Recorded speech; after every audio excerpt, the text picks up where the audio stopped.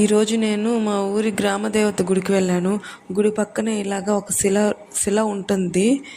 భక్తి ఉన్న చోట దేవుడు ఖచ్చితంగా ఉంటాడు. అందుకే నేను ఇక్కడ పసుపు కుంకుమ పెట్టాను.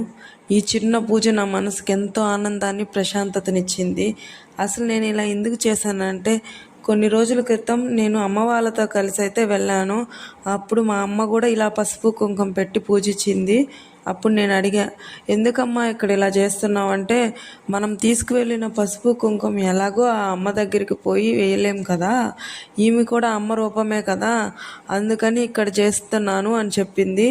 అది నిజమే కదా అనిపించింది నాకు. అందుకని నేను కూడా ఇలా చేశాను. ఇలా చేయడం నా మనసుకి ఎంతో ప్రశాంతతనైతే ఇచ్చింది. ఎవ్వరికి హాని చేయని, స్వార్థం లేకుండా మనసులో నిజమైన భక్తితో అమ్మవారిని పూజిస్తే ఆ తల్లి కరుణ తప్పకుండా మన మీద ఉంటుంది. ఈరోజు గుడి బయటే ఉన్న అమ్మవారిని చూపించాను.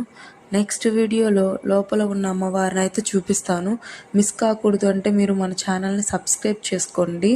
ఈ వీడియో మీకు నచ్చినట్లయితే లైక్ చేయండి.